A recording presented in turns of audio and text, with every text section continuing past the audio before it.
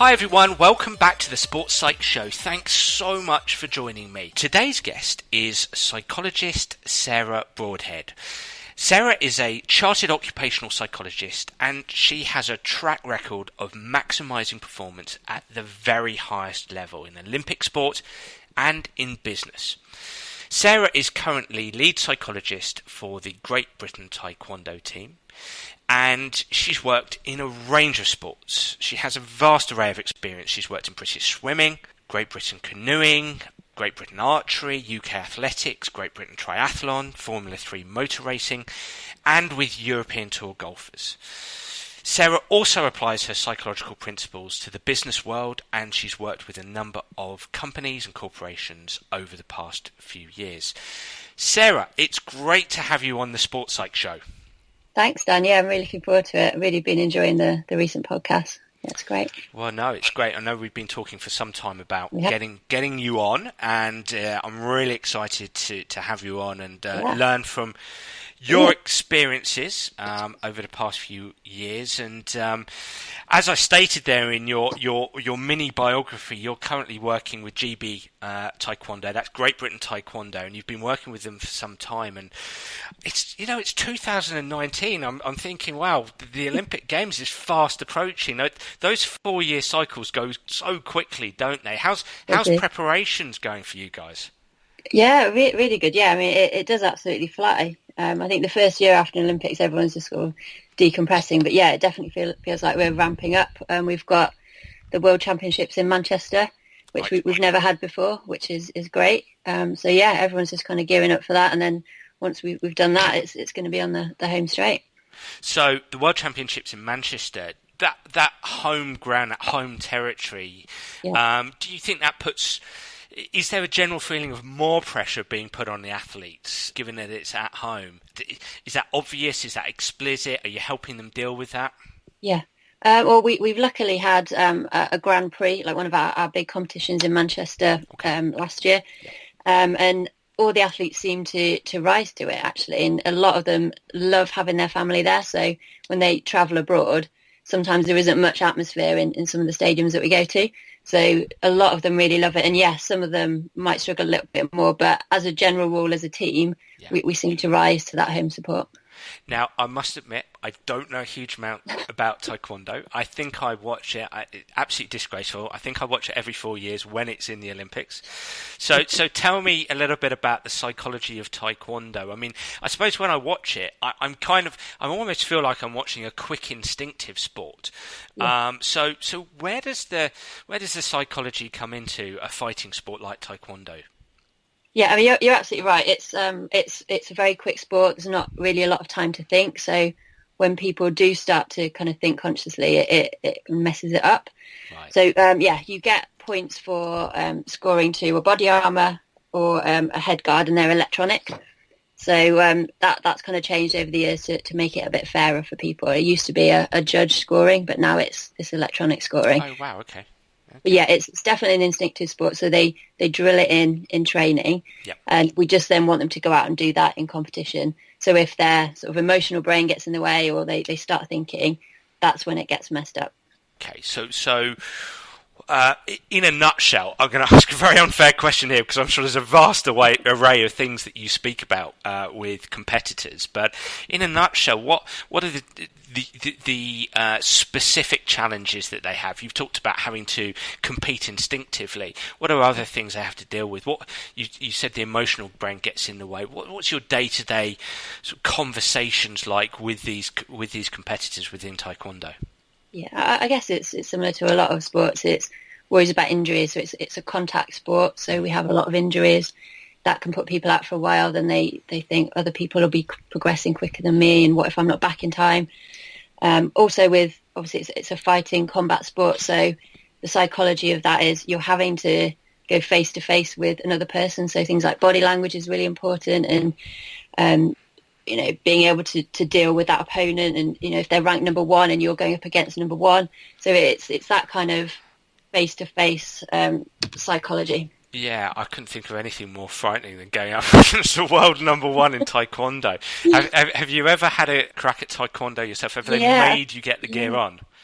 Yeah, a few years ago, a few of us did it. So one of the coaches, Steve, he got us all doing it in the morning before.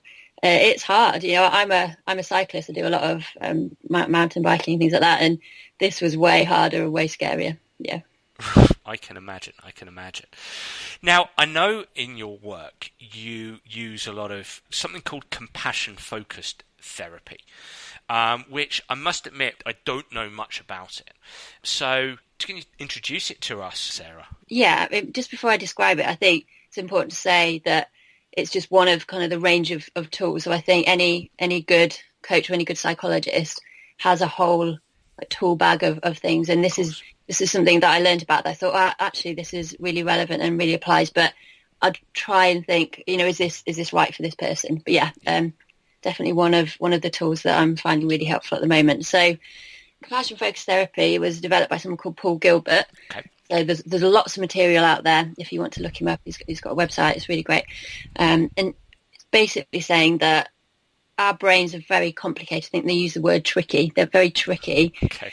And actually, the more we can understand them, the better we are able to be how we want to be. And the way they see or describe compassion is it's a sensitivity to the suffering of yourself or other people, but it's then the commitment to relieve it or prevent it. So it's very action focused. It's saying, yeah, we're going to have times where we're going to have distress because of our emotions, because of the way our brain is wired, but we shouldn't really avoid it. We should tackle it, take action, and do it from a compassionate standpoint. So it's not a fluffy, we'll just be nice to people or nice to ourselves. It's much more kind of tackling difficult things. What I love about the message behind compassion-focused therapy, and you mentioned Paul Gilbert, Dr. Paul Gilbert, as the founder or the originator of this framework.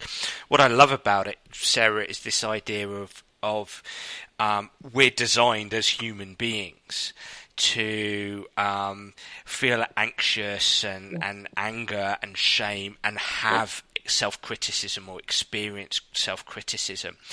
And I know that the area is very rooted in evolutionary psychology, so we've evolved to have these.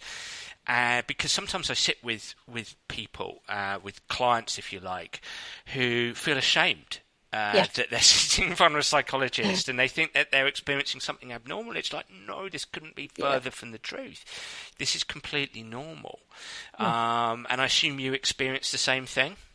Absolutely. Yeah, I think that's one of the biggest things that I try and help people see is this is normal and you're not the only one. And because often people don't talk about it, and I think all the mental health work at the moment is brilliant because it's trying to help people say that, from time to time we will all experience these sorts of things because our brains are tricky. They're not always easy to manage, and parts of our brain are in conflict with each other. It's normal to feel like you've got two different voices in your head and that they're in a battle with each other. That's absolutely normal. Absolutely. I love that term, tricky brain. We've got a tricky brain. And you mentioned there that you mentioned that it can be useful for somebody to know about and understand their brain. So when you sit down with a player, a competitor, no matter their sport, is that almost your first port of call to actually help them understand their brain and why they're experiencing what they're experiencing, the neurological underpinnings, if you like? Yeah, absolutely. And there's lots of different ways you can do that. And I've worked with Professor Steve Peters in the past, and he's got a great model. There's lots of different models out there, but it's fundamentally helping people understand what the brain does and why. And one of the biggest reasons it does what it does is to help us survive. So I think if people can understand that, then they don't fight it as much. They go, okay, it's my brain trying to help me. It doesn't always get it right. It can exaggerate it. It can be hypersensitive, but it's fundamentally trying to help me survive. And if you survive to the next day, your brain's gone, well, you've done something right. Yeah, absolutely. Fantastic. And I suppose, in my experience, when I've sat down with somebody and I've started to talk about the brain, I would literally draw a brain and take them through it. And I do find that obviously there's a wealth of evidence from neuroscience with regard how we function as human beings and the neurological underpinnings. There's controversies, there's contrasting theories, contrasting hypotheses, but giving somebody a basic idea gives them something tangible in an area that's psychology can be seen as somewhat intangible, can't it? So actually using the brain as a tangible thing can be useful.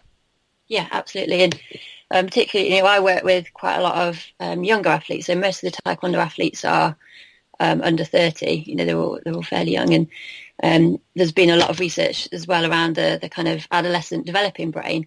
And I think that could help them as well because it helps coaches if the more they can understand why the brains of that age group are slightly different and their logical brain is still developing. I think that really helps as well. It helps us to kind of understand. And I really liked, I was listening to Elliot, your podcast with Elliot, and he's talking about understanding someone's history. So as well as helping them understand their brain, how it is now, helping them understand why it's like that. If you look at their story and their history, it makes sense why they've got those beliefs or why their brain is doing what it's doing. So, as well as describing how the brain works, it's saying, well, let's look at your history and your story, and that is often really helpful. You mentioned the adolescent brain there. What is the difference between an adolescent brain and an adult brain?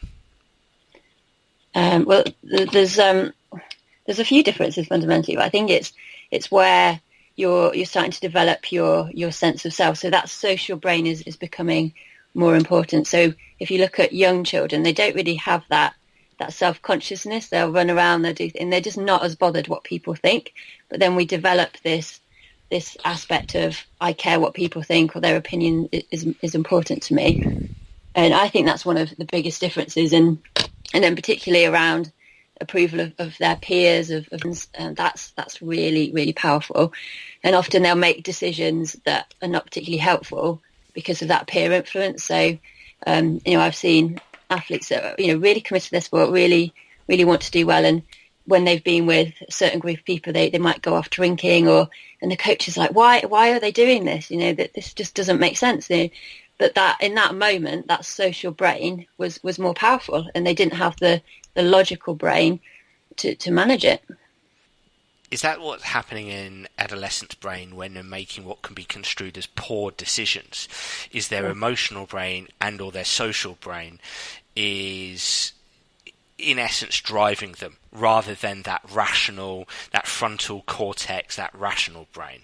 That I'm guessing that the emotional brain overwhelms the front part of the brain.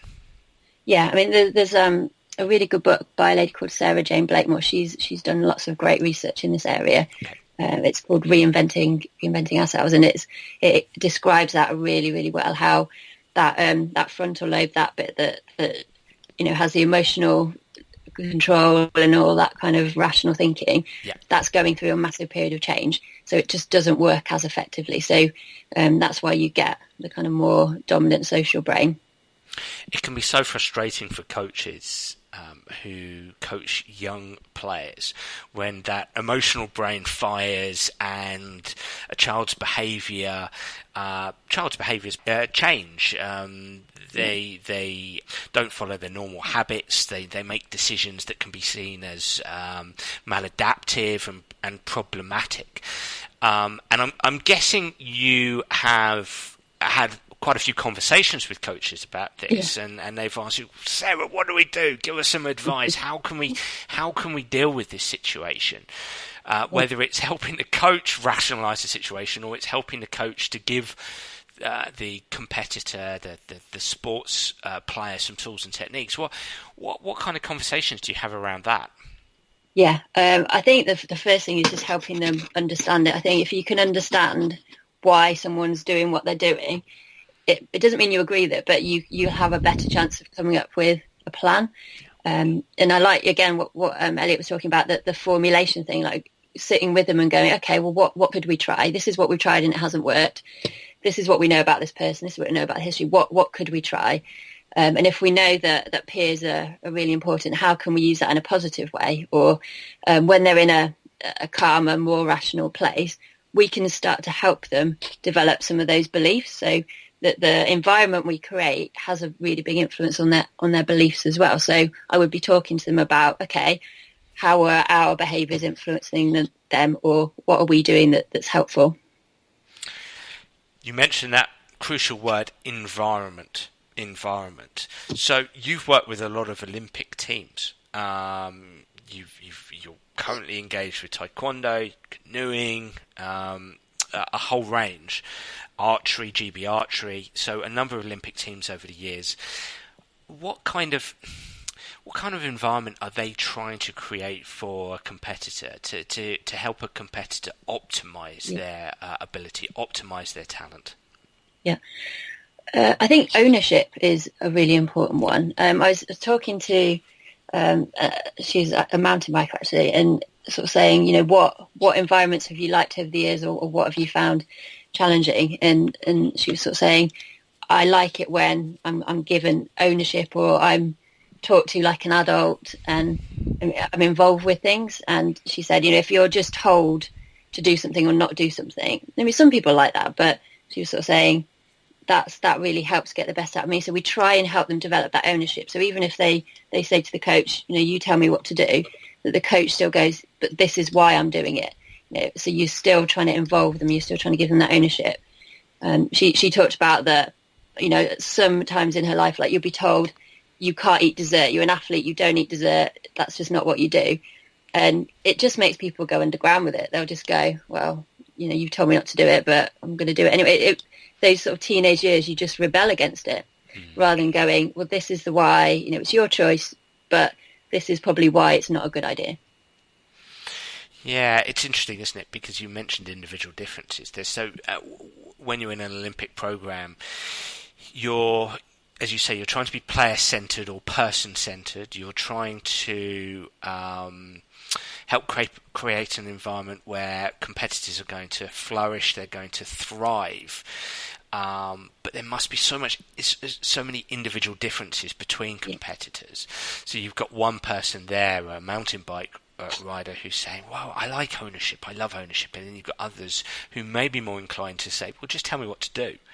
So it's a real minefield, isn't it? It's really challenging. Have you found that when you've sat down with coaches, with performance directors, that they have to try to tailor it to individuals?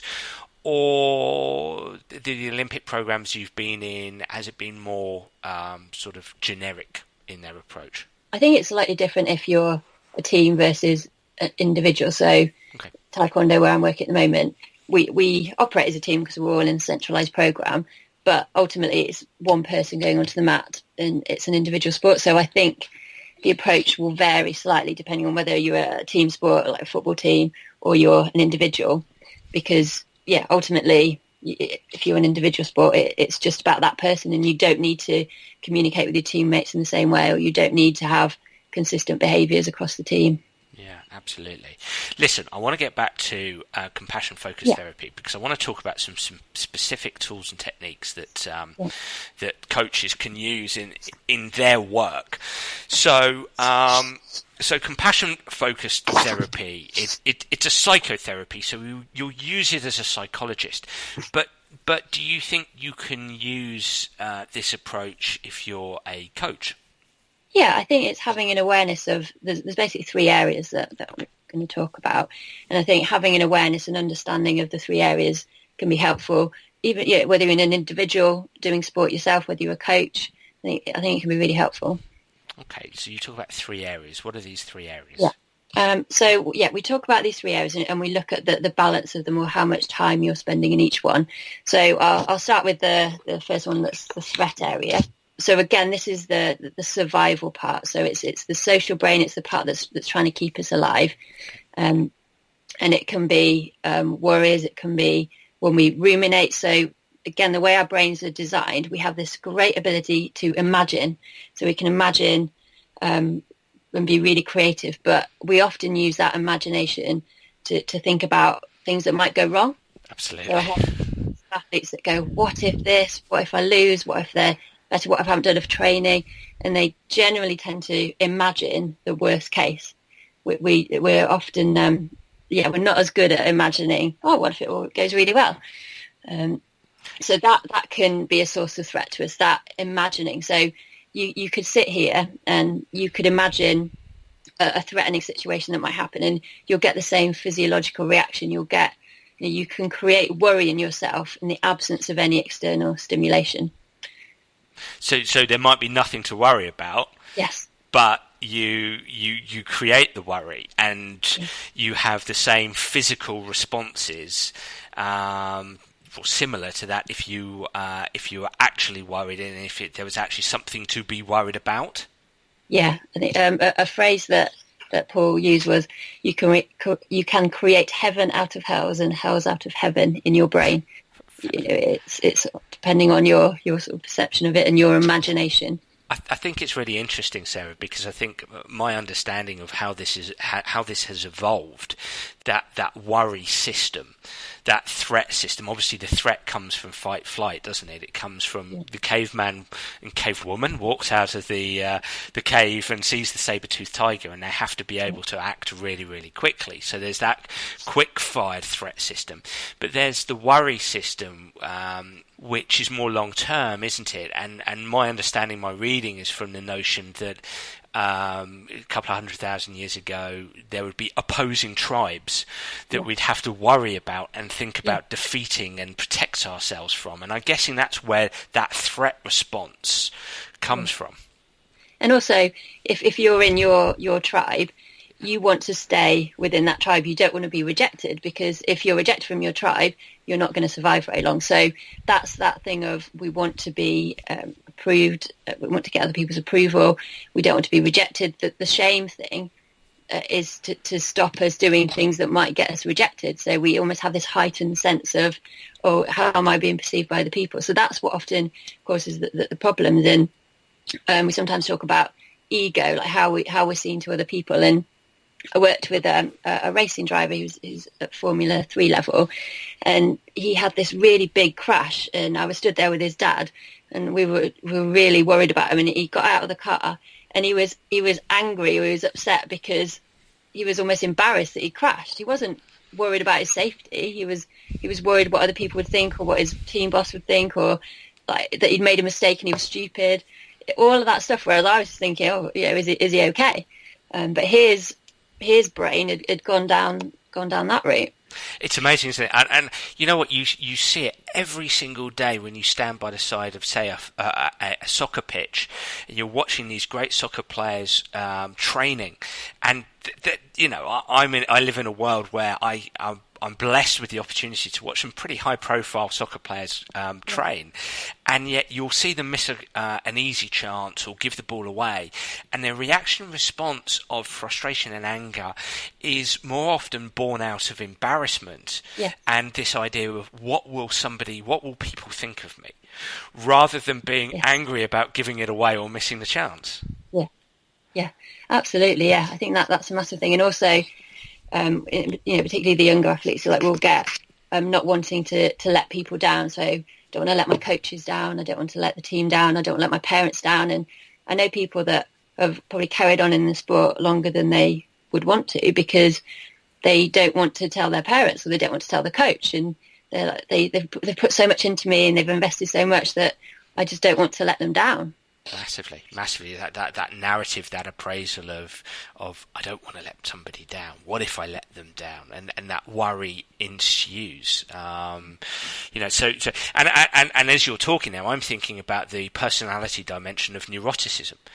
That's where high neuroticism comes from, doesn't it? That negative emotion coupled with the negative thinking, if you like, and that's when you sit down with players, often they can be high neurotic. But that's because, and we come back to that notion of environment, that's because the environment taps into their neuroticism. Absolutely. Yeah, absolutely. And so whereas shame is kind of about yourself, so you're thinking, this is what other people are thinking, this is what the environment's thinking about me. Something like guilt is where you're worried about the other person.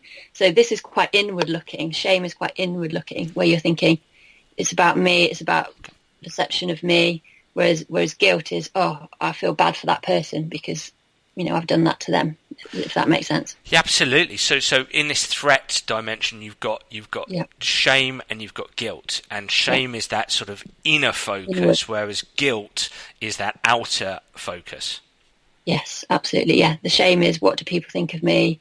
This is a perception that people now have of me, and if you think your social standing is not as strong, that's very threatening. If you feel like you're going to be rejected, that's very threatening. And again, this can be influenced by our upbringing, how our parents were with us and our view and how secure that is. That has a massive influence. And then the way coaches are, the way the environment is, almost taps into some of those insecurities.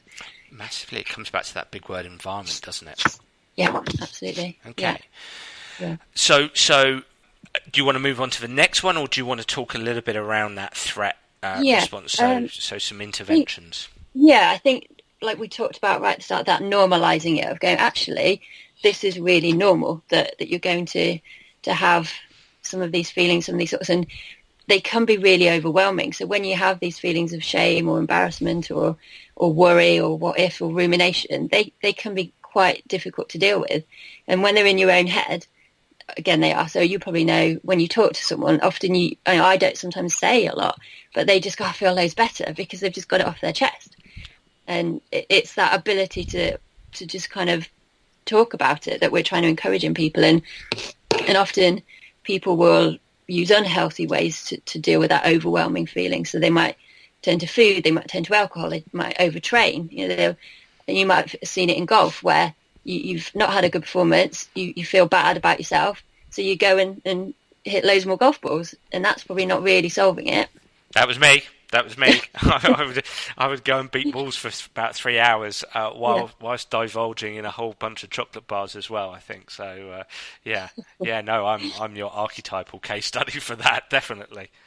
Yeah, so I think the first thing is just helping people understand why they have it, that it's normal, and actually ignoring it doesn't help, or using unhelpful coping mechanisms doesn't help. It's the brain trying to be helpful, but often we do unhelpful things in our attempt to deal with it.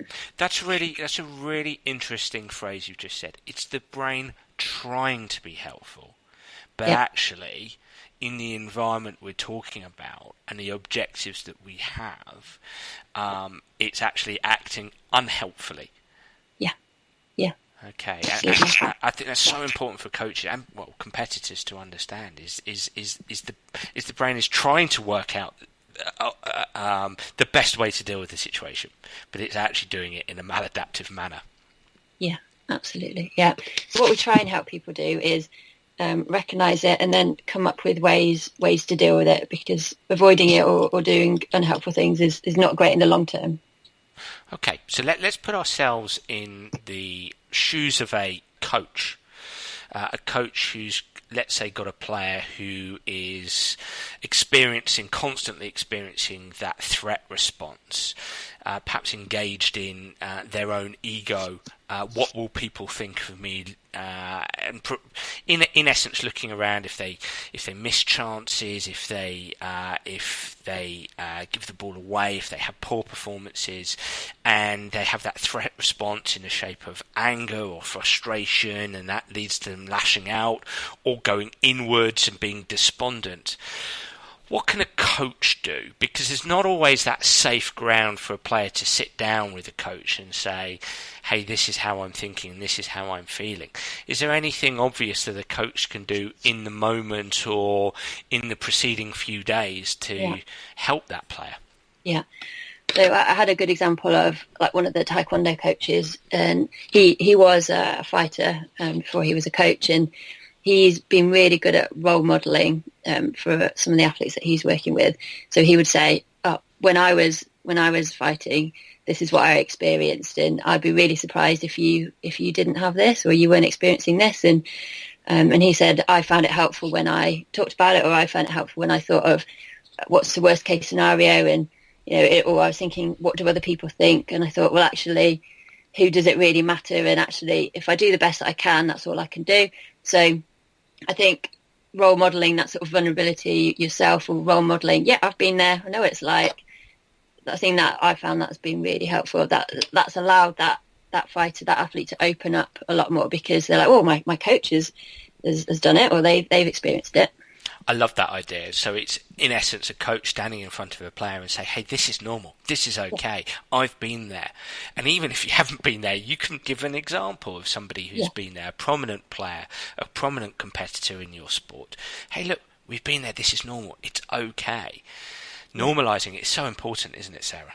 Yeah, it is. Yeah, absolutely. Yeah. So I think, there isn't one answer, but I think if you can create an environment where it's okay, we understand that this is how the brain works and this is going to be challenging, but and also that enjoyment. So lots of people I've talked to recently said, I've performed my best when I've been having fun. And it's when the environment made things really serious. So they said, I was on a team and it all became really, really serious, and we weren't allowed to have puddings, we weren't allowed to have it all was absolutely serious. And my performance just dropped. And then I went to another team, and we work hard, but we have fun as well. And my performances came back. So we can kind of reduce the threat by reminding people, why are you doing this? You're doing it because you enjoy it. And that should be the key factor. When you have a scenario like that, do you ever get any pushback from coaches who say, yeah, but hang on a minute, Sarah. This is a publicly funded program.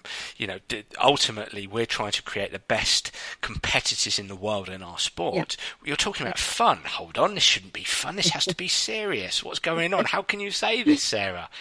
Yeah. Ever had that? I have, but I think a lot of them realise themselves that when they're enjoying it, and it doesn't mean that you don't commit to really hard work, or it's that work hard, play hard thing, isn't it? That you can create a relaxed environment while still. And the paradox is, I've seen people that have taken it really, really seriously and tried really, really hard, and their performances have become worse because they put more pressure on themselves. Whereas if they kind of relax, because someone said in a conference I did the other day, they said, well, it's all very well, but if you've got to earn money from this, then you've got to take it seriously, and it's got to be. But actually, if you think about when you do your best, it's normally when you're having fun and enjoying it and in that flow state, and you're not thinking about the outcome. You're not thinking about what other people are thinking. It's also defining what fun is, because fun can be sweat, fun can be working hard, fun can be stretch. Fun can be a tough to execute activity or technique, can't it? Yes, absolutely. Yeah, completely agree. And I love that idea of paradox. The paradox of performance is that sometimes less is more. Sometimes coming away from seriousness can actually inject an athlete with confidence. And definitely for me, the building block of elite competitive performance is fun and freedom. And you can't have fun and freedom without enjoyment, or enjoyment and freedom, and you can't have that without fun. I'll often ask someone, describe to me your best performance, whether it was outcome or whatever, but just describe your best performance, and what were you thinking, what were you doing, what was the environment like? And they'll often describe, I didn't feel like I was thinking, it all just came naturally, I was enjoying it. So that can be helpful to get people to understand why that might be helpful. And I think it's one for coaches to take note. Coaches who are listening in is think about your best performances when you've competed in your sport. I think Sarah's question there is so important. It's a question I ask people all the time: is tell me about you at your best, because then you start to create that inner picture of you at your best, and the feelings come back. And as you said, Sarah, it's feelings of enjoyment and not overly thinking about it, and just playing, and that's important for coaches to remind themselves, especially when they're getting very involved in the technical and tactical side of things. Yeah, and I think it's what we reinforce or reward with people. So if we're only reinforcing or rewarding a win, or when we've done it perfectly, then that's what you're going to come to crave. That's what you're going to see as the enjoyment bit of the sport. Whereas if you reward the effort and the improvements and the mastery element, then that becomes a bigger reward. So you're not only getting that buzz when you win, because I've seen in successful juniors that they've got those rewards and those wins early. They've been reinforced by their coaches, and then they get a little bit older, they don't win as much, and then they don't enjoy it, so they drop out. And so attaching enjoyment to winning can be a dangerous game. Yeah. Oh, solely. I mean, you don't want people to stop enjoying winning, because obviously that if it's the only thing you get enjoyment from, then yeah. Having that, attaching that enjoyment to what we would say in psychology, a mastery orientation. So improving, developing, enjoying the values of the sport, etc., etc. Yeah. Can I be a little bit better today than I was last time? Yeah, absolutely. So, threat and self-protection. The threat and self-protection focus system. What would be the next system that you're looking at? So the next one is the drive one. So this is the system that, again, for sort of survival reasons, it gives us the energy to do things. So if we didn't have it, we'd just probably sit around all day on the sofa and not do very much. So it's that. It gives us those positive emotions. It gives us our purpose, gets us to do things, gets us to want to achieve things. So it can be really positive because we can use it in a positive way. And you'll see this quite a lot in athletes. I don't see many athletes that are lacking in this. It's often that they have it too much. So this is when they might want to overtrain, or they're on a diet and they take it to extreme. So it's that kind of drive in overdrive almost. So this is essentially the motivational piece? Yeah. And I'm guessing in your world, the high performance world, you see a lot of what you've just described, more so than a lack of motivation, more so people who are, for want of a better term, overly motivated, motivated. Yeah. They always want to do they always want to do something related to their sport. Yeah. Often if I meet someone that's not involved in sport psychology and you say what you do, they say, oh, are you just there motivating them every day? And they're like, no, that they don't really need that. I mean, occasionally they might do. They might have, say after Olympic Games, you might have a drop in motivation. But as a general rule, they don't struggle with this drive element. But it's almost managing when it gets too much. And when we talked about the threat before, it's often using this drive as a way to kind of reassure yourself. I'm just going to do more. More is better. So there's a strong relationship between drive and threat. Yeah, absolutely. And this is when we can get burnout. So you see it in business, you see it in sport, that you've got threat, you're using your drive to manage it, but you're not doing any of the recovery, the renewal bit. So after time, your energy will just run out because you'll just get exhausted. So you see people that have just got so much energy and so much drive, and they're almost doing it to avoid failing or to avoid feeling bad. So if you've got somebody who's experiencing that, and I know each individual will bring something slightly different to the table, a slightly different narrative, but if you've got somebody with too much drive and they just want to do their sport all the time, what kind of are you co-creating solutions there? What kind of conversations are you having? Yeah, I think we're looking at what the possible consequences might be. So, in the past, I've used athletes to come in and talk and say, like, I overtrained and I got injured and actually put me back, or they're on a rehab program and they're doing too much. They're rushing to get back too quickly, and in their drive to get back quickly, they actually put themselves back. So, using other athletes that have kind of come out the other side and can teach those lessons is quite powerful. So, using examples of people who have been there. Yeah. Absolutely. Yeah.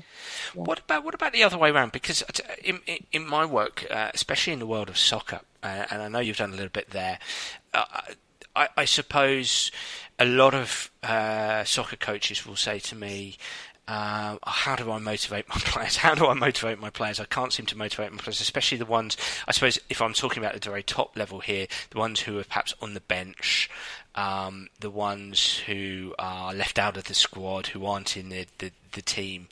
What about the other way round, where players perhaps need more motivation? Yeah, this is where I think that ownership can come in, because I think if you tell people too much, then you take away their own drive. So how can you, as a coach or someone working with someone, help them to develop their own drive? Or what is it that they enjoy? What is it they want to improve? Or get them to set their own targets? Or okay, you're on the bench, but can you be watching? So we do this with athletes that are injured. Can you watch training and can you spot some positive play, or can you spot what you would do if you were in that situation? So how can you keep them engaged, even if they're not, if they can see that linking to their own progress? Okay, yeah, absolutely. It's. I'm just thinking there as you're speaking. I love that because it kind of taps interest, which taps focus. Thinking self-determination theory here, that deeper level of motivation, which is enjoyment, which we've spoken about, but also interest. I'm interested in what I'm doing. I'm engaged in what I'm doing, and interest is often driven by that sense of autonomy, isn't it? That sense of I'm in charge of my program. You know, I want to be here because I'm in charge and I'm choosing what I want to do. Yeah, absolutely. I think if you can develop that at a young age, that's really powerful, because if they're the ones that will have the most longevity in sport because they're in control of their own destiny, they've got that autonomy. And even if, like you said, they don't want to write their own training program, but they'll still have an input, or they'll still be going, this is what I want to be better at, or this is where I want to be going. Okay. So as we're talking here, I'm getting a feeling that for those competitors who want to be the best that they can be, would it be fair to say low threat and high drive are imperative, that's the sweet spot, low threat and high drive, with a little bit of leeway either way? I think this is where the third element will come in, which is that renewal, that sort of dealing with the threat bit. So, you know, it's probably likely that at some points or varying points you will have high threat, but it's how you deal with it. So if your only way of dealing with it is, I'm just going to work harder, I'm just going to try harder, that's probably not helpful. It's saying, going to the renewal bit, talking to people, facing your worries, doing other things that bring the system back down. That's probably the important bit, because I think it's unrealistic to think there won't be threats, or it's trying to use the renewal system to change the perception of threat. So something you're currently seeing as a threat, does it have to be? Or as a system, can we take that threat away? Okay, interesting. So that's therefore an inadvertent, neat segue onto the final, the third system, which is that contentment, that soothing, that affiliative system. Yeah, so it's linked to attachment theory in a way. So it's that we're designed as humans to, we wouldn't survive when we're young if we didn't have someone nurturing us and looking after us. So we're designed to kind of respond or need that soothing and that support. But often we can, as we grow up, we can push it away or think we don't need it, or I'm an adult now, I don't need anyone else's support, I don't need to talk to anyone, I can do it. We did a mental health project at Taekwondo when we asked people, do you talk to people? What would stop you talking to people? And a lot of them just said, I don't want to worry other people, or I should deal with it myself. So it's helping people to still keep those bonds and get support from other people, whether it's family, whether it's a coach, whether it's psychologist, whoever it is, but breaking down that barrier of wanting to talk to somebody or ask for help. That's really interesting. Does it have to be from somebody else? Does this area also include your own sort of narrative, your own self-support? Absolutely. So this is what they talk about a lot, is developing your own compassionate voice. So if you were to imagine an ideal coach, so an ideal coach wouldn't probably let you get away with everything. They would pull you up on things. They would encourage you. They would give you a talking to when you needed to, but they would be on your side. And it's how do you develop that voice yourself? Because often our own inner voice is quite negative. It's quite critical. It's quite shaming, and that doesn't really help us. So how do we first of all recognise that voice, and then how do we develop a bit more of a compassionate one? So again, it's facing into tough challenges. It's finding answers. It's taking action. This is an area that really interests me with this approach, because self-criticism. Why do we have, or why do you think we have that self-criticism voice? And can it be useful for sport? Because I suppose I feel that it's getting that balance. Again, I would use the term sweet spot, because surely we'd use self-criticism to drive ourselves on, so that drive system. that seeking system. But what I hear you say is you've got to have that under control. So I suppose two questions there. Why do we have that self-criticism? Why do you think we have that? And can it be useful some of the time? Yeah. Why do we have it? I think, again, it's linked back to the survival, the social brain. I think that, it's better to kind of be a bit critical of yourself than be kind of overconfident sometimes. Or, again, it's trying to keep you accepted in a group. So, I think it's still linked back to that. And it's trying to be helpful. It's trying to protect you. So if it's saying, don't do that, that's probably better than going, do it and take a big risk. So in terms of actually keeping you alive, it is probably does make sense. Yeah, don't run out there, because I know in the past there's been that saber-tooth tiger, or don't act that way because that's going to annoy other people. And so what we've inherited is this idea of self-regulation from self-criticism. Yeah, so standing up and doing a talk, or going and playing and maybe not playing as well as you want and letting your teammates down. That's the perception. If you don't do those things, then you're a little bit safer. That makes sense. And I think, can it be useful? I think it's all about how you manage it. So I think a lot of people are worried if I'm compassionate to myself, or if I'm letting myself off the hook, or I'm not going to improve, but actually you're probably only going to shift yourself a little bit along the way. And actually, if you have, I think about the kind of best coaches or teachers I've had, and they've been really supportive, not that they wouldn't say, oh, I think you can improve that, but they've not gone to me, you're useless, or you can't do it. Like that just would not, you just wouldn't take it. But we do that for ourselves. Yeah, absolutely. I suppose the word I'm thinking of right now is flexibility. It's whether it's flexible thinking, it's flexible critique of self, isn't it? And then a flexibility with that compassion and contentment, in terms of when you feel that you've turned up the volume of self-criticism too much, then you need to turn up the volume of compassion. Yeah, I think otherwise it just becomes... Otherwise, you just stay in the threat mode, and that just becomes tiring and exhausting. And I think you're happier and you achieve more when you've got that compassionate voice. And it's probably it's not something that will necessarily happen overnight or you'll get all the time. But if you start to notice your thoughts, you've got more chance of challenging or changing them, or going, actually, would I say that to someone else? So, or if I had a really good coach sat next to me, would they say that to me? Would that help? And so just being aware, so we can get people just to, for a week, make a note of some of the thoughts that they have, or, in the middle of a fight or in the middle of a game, what thoughts are you having, and what sort of things are you saying to yourself?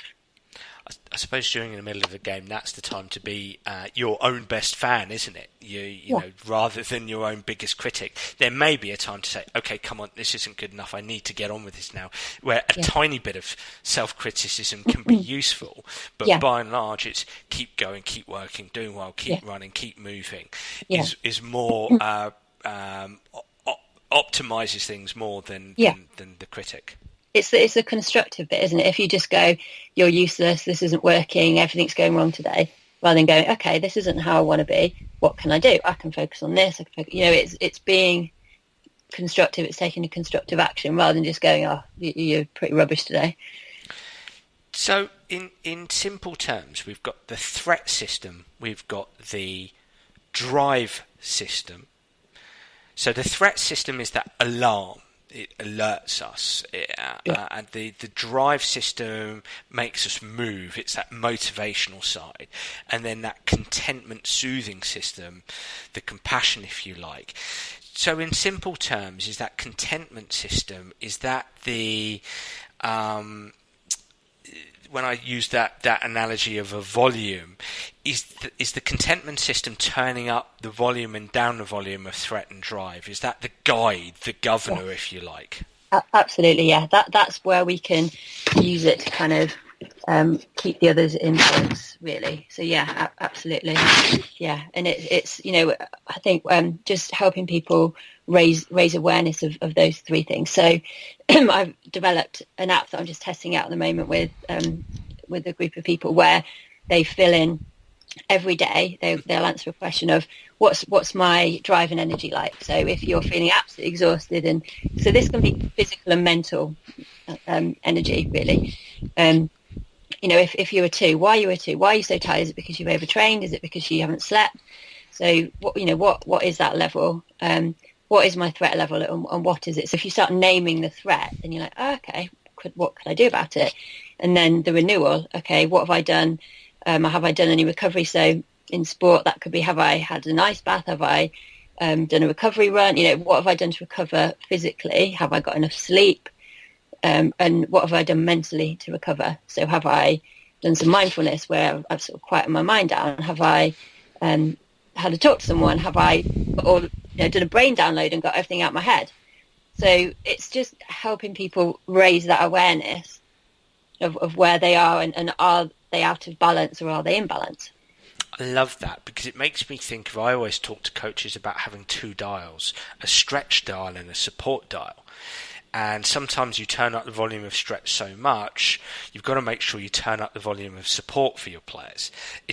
Whether it's getting the balance or it's recognising that there's an imbalance, and you've got to find a way to balance things out.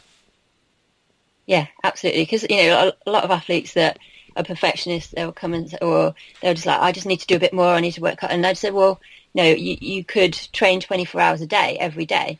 But what do you think the consequence would be? And they go, yeah, well, I couldn't keep that going for that long. So you're just trying to get them to see the balance bit. Yeah, and I think earlier I related that threat system to neuroticism as the personality dimension of neuroticism. It feels like the drive system is that conscientious personality dimension. So I find in my work with competitors that they especially the elite ones, they're very high in conscientiousness. And that's fantastic, and that's great. That means they work really hard and they seek every avenue, those marginal gains, if you like, for success. But actually, that can lead to burnout quite quickly. Yeah. It can lead to confusion. It can lead to disorder. And it's like, whoa, stop. You've got to support yourself as well. You've got to turn down the volume of the conscientiousness. Yeah, absolutely. And I think those sorts of people, that's what's got them successful. So it's quite challenging or threatening to do almost the opposite of it. So it's like seeing it as a seesaw, but they're so used to being at the drive end, and getting that people to to quieten their minds down a bit, or to spend time with family. So I've got an athlete that will go home and see their family, but they're so sort of preoccupied with worries about training again on Monday that they're not fully present with their family. So they're not really gaining the benefit of being around their family. Yeah. Absolutely. And I'm just thinking there as we're talking, so this threat system is very, very, look, of course it's extremely relevant for everybody, but I'm just thinking about grassroots coaches, especially of young players. We've used that important term environment. We can turn down a volume of threat within an under 8s or an under 9s or an under 10s coaching environment, where those age groups are just starting to get a sense of themselves in the world, and their relationships with others, and their standing and their status with regard to others, and it's so relevant there, isn't it, to help them turn down the volume of threat in that environment, turn down the volume of neuroticism by introducing fun and autonomy, and giving those young players the chance to decide what games they want to play, what fun games they want to play. Yeah, and that developing the belief that it can take time to get results, so if we keep doing the right things, we will improve, or we can only do our best. You can develop beliefs that help manage the threat system. If you reinforce unhelpful things, you're only just like dialing up the threat system. Yeah, absolutely. And then the drive with the conscientious side of us at the elite level. I'm thinking here as we talked about the perfectionism, the high conscientiousness, got to do everything, and for coaches at that level, it's really, really important to make sure that your athletes get rest and recuperation, explore things like mindfulness, actually take their downtime seriously. Yeah, and things like sleep. And I think this is important for coaches and people that work in sport as well, because again, there can be a bit of a belief that you just have to work really hard and all the hours and you don't need holidays. And so it's the same for everyone kind of involved in sport, whether you're coaching in addition to your job or it's your full-time job. The tendency, especially if you're passionate about something, is just to do it all the time and think about it all the time. And I am guilty of that sometimes. I love what I do and I love reading about stuff and I love listening to podcasts, and sometimes I have to go, actually, you need to switch your brain to something different and you need to go off, and that's why I like mountain biking. You get into the flow of it and you don't think about anything else, and I think that's really healthy. I think it's, for all of us, it's that ability to switch to using our brain in a different way. Yeah, and I think Olympians, I think historically we've had programs that treats them like robots, like they can just have more input, and we treat them as performers rather than treating them as people first. It's helping organisations understand that these are people first, performers second. Yeah, absolutely. And just because the training plan says, there'll be an ideal, optimum amount of training, but if the threat system is overwhelming them so much, they're just not going to be able to do it, or they'll do it for a certain amount of time and then they'll physically or mentally start to struggle. So you have created an app, which sounds exciting. So the idea there is that people start to monitor their threat, their drive, and their compassion. Yes, that's right. Yeah, so they give themselves a score, they can put comments on it, and then they get a little graph. So, and it's helpful then when I meet with them one-to-one, we talk it through, and we go, okay, why was that threat a 7 that day, or why. You haven't been, and they'll list out the recovery things they've been doing. So there's like a drop down, and they'll say, I've got good sleep. And you see patterns of what they do. So you'll see certain people that just never ever talk to anyone, or their sleep is always bad. So it just gives you patterns of what they're doing and what their kind of go-to recovery or compassion activity is. Okay, fantastic. A nice discrete way to log what you're thinking and how you're feeling, essentially. Yeah. Brilliant. And so what does the future hold for you? So you've got the Olympics in next year with Taekwondo, so you'll be heading out there. Where's it now? I'm testing it's Tokyo, isn't it? It's Tokyo. Yeah. So that's exciting. And what else is coming up for you? Yeah, so it's just a mix of focusing on supporting the athletes on their journey to Tokyo. And then, developing, still working with some of the businesses I'm working with, and just continuing to develop my ideas and learning, and doing things like this where you get to discuss best practice, really. Best practice, absolutely. Yeah. Now, where can people find you? Do you have social media? What would be the best way for people to get in contact? Email. More than happy to chat to people on email and talk about this sort of stuff. My email is sarah@broadheadperformance.co.uk, and I'm also on Twitter, so that's at Broadhead77. Fantastic. Well, I'll tell you what, this is I'm really into personality and personality dimensions, and how that impacts human functioning, especially within a sporting environment. And I think there's so many parallels there with compassion-focused therapy. I really, really like the 3 systems and the way they work. And as we were talking there, I was thinking about my work, and whether it's in soccer or golf or other sports, and how it's so relevant. It's so relevant to sport, isn't it, Sarah? Yeah, absolutely. I think, because fundamentally, whatever you're doing, whether it's sport, business, whatever, our brains work the same, and we'll have developed slightly different beliefs, but those sort of patterns of 3 areas are relevant for everybody, I think. Yeah, fantastic. And have you got any idea when your app will be? Are you going to make your app available, or is that just for you personally? Yeah, I think I will. So it's good. I'm sort of testing it out and getting feedback from people, and I'm using it myself. I'm going to testing out myself. So yes, hopefully I will get it out there. Yeah. Well, watch this space. I'm sure that would be a really powerful tool. Sarah, thank you so much for coming on the Sports Psych Show. Yeah. Now, I really enjoyed that episode. I learnt loads. I think I'm going to go away and educate myself more about compassion-focused therapy, and do get in contact with Sarah for more information about that area. I think it would be really useful for coaches.